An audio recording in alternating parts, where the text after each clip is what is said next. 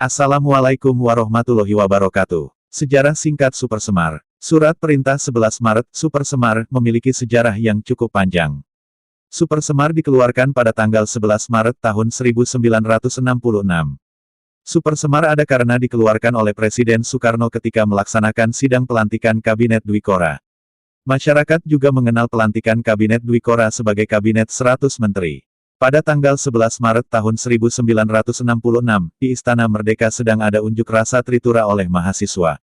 3 tuntutan rakyat diajukan pada demo tersebut.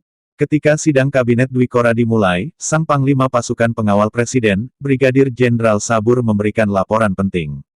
Laporan tersebut berisi pemberitahuan bahwa ada pasukan tidak dikenal di bawah pimpinan Mayor Jenderal Kemal Idris. Tugas pasukan yang diketahui sebagai pasukan Konstra tersebut adalah untuk menahan orang-orang di kabinet. Alasannya, kabinet diduga terlibat dalam G30S. Sidang kemudian ditutup oleh Dr. J. Leimena, Wakil PMII kurung tutup. Berangkatlah Soekarno bersama Subandrio, Wakil PMI, dan Hairul Saleh, Wakil PM3 ke Bogor yang kemudian disusul Dr. J. Leimena. Situasi yang tidak kondusif tersebut kemudian sampai pada Maijen Soeharto, saat itu menjabat sebagai Panglima AD. Maijen Soeharto tidak datang pada sidang Kabinet Dwikora karena dikabarkan sakit. Namun, ada yang beranggapan bahwa ketidakhadiran beliau sebagai kejanggalan seolah-olah menunggu situasi. Maijen Soeharto mengirim 3 perwira tinggi AD ke Bogor dengan tujuan menemui Soekarno. Perwira yang diutus adalah Brigadir Jenderal M. Yusuf, Brigadir Jenderal Amir Mahmud dan Brigadir Jenderal Basuki Rahmat. Akhirnya, setelah sampai di Istana Bogor, terdapat pembicaraan antara ketiga perwira dengan Soekarno. Para perwira mengatakan bahwa Soeharto dapat mengendalikan situasi hingga memulihkan keamanan apabila diberi kewenangan. Presiden Soekarno pun akhirnya membuat surat perintah untuk Soeharto. Surat perintah itulah yang hingga saat ini dikenal sebagai Surat Perintah 11 Maret, Super Semar. Latar belakang Super Semar dibuat karena Presiden Soekarno ingin mengambil tindakan guna memulihkan keadaan pasca G30S. Isi Super Semar. Karena latar belakang terbitnya Surat Perintah 11 Maret, Super Semar, sangat penting, isi dari Super Semar juga perlu diketahui. Ada banyak versi Super Semar yang beredar di masyarakat. Namun, isi Super Semar yang paling populer ada pada versi berikut. Mengambil segala tindakan yang dianggap perlu untuk terjaminnya keamanan dan ketenangan serta kestabilan jalannya pemerintahan dan jalannya revolusi, serta menjamin keselamatan pribadi dan kewibawaan pimpinan Presiden, Panglima tertinggi, pemimpin besar revolusi, mandataris MPRS, demi untuk keutuhan bangsa dan negara Republik Indonesia, dan melaksanakan dengan pasti segala ajaran pemimpin besar revolusi. Mengadakan koordinasi pelaksanaan perintah dengan Panglima-Panglima Angkatan lain dengan sebaik-baiknya. Melaporkan segala sesuatu yang bersangkut paut dalam tugas dan tanggung jawabnya seperti tersebut di atas. Dari ketiga isi Super Semar di atas, kamu bisa melihat bahwa terjadi pengalihan kewenangan dengan tugas yang besar.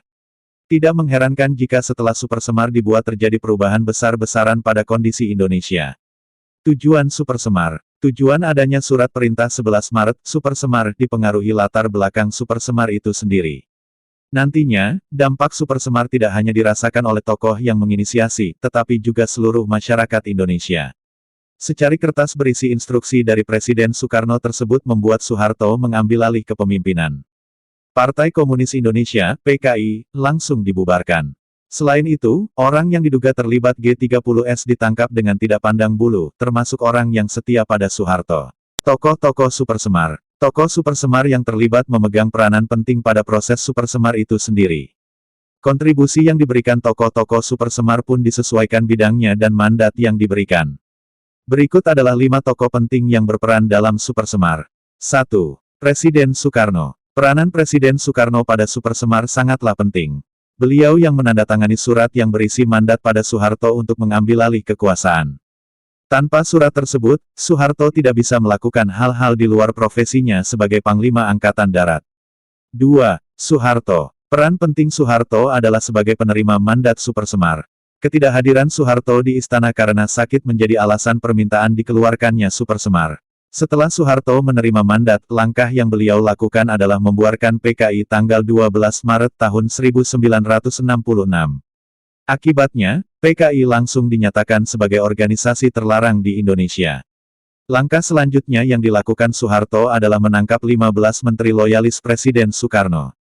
Penangkapan tersebut dilakukan pada tanggal 18 Maret tahun 1966.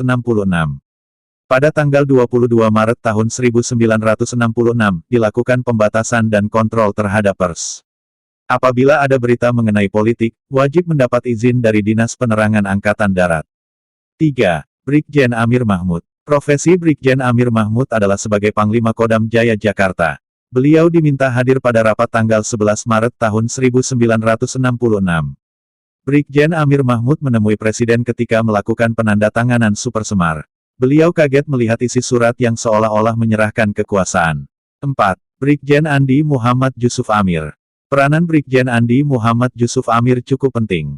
Beliau adalah satu dari 3 perwira yang datang untuk meminta Supersemar dan memberikannya pada Soeharto. Saat itu profesi M. Yusuf adalah Menteri Perindustrian Dasar. 5. Maijen Basuki Rahmat. Maijen Basuki Rahmat menjadi tokoh saksi kunci penandatanganan Supersemar oleh Presiden Soekarno. Mengenang surat perintah 11 Maret, Supersemar ternyata akan memberikan pengetahuan.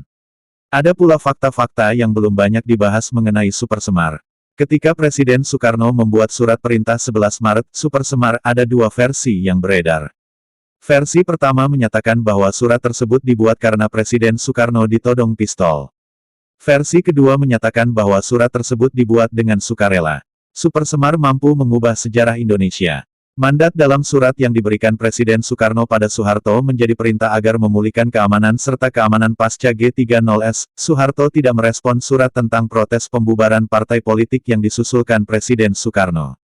Bahkan, Soeharto memiliki kekuasaan yang lebih besar termasuk membubarkan Resimen Cakrabirawa, satuan elite pengawal Presiden Soekarno. Versi surat perintah 11 Maret, Supersemar, yang beredar ada 3 macam. Tapi, tidak ada satupun versi yang diyakini kebenarannya 100%. Hingga saat ini, yang dianggap sebagai versi paling benar adalah versi Angkatan Darat meskipun masih diragukan keotentikannya. Naskah asli Supersemar diyakini disimpan oleh Soeharto. Supersemar merupakan selembar surat mandat yang sangat penting karena mampu menaikkan kekuasaan Soeharto.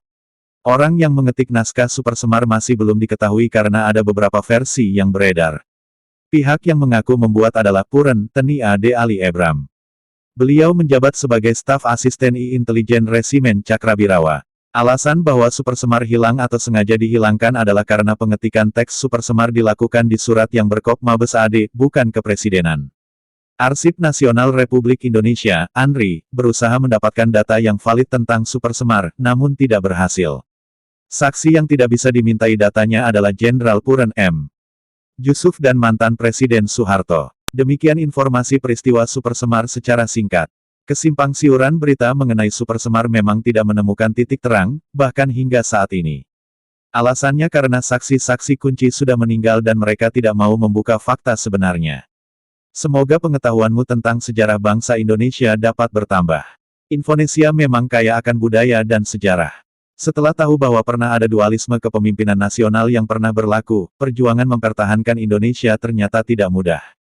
Jadi, mari kita jaga kesatuan NKRI bersama-sama agar tetap satu dan tidak terpecah belah. Waalaikumsalam warahmatullahi wabarakatuh.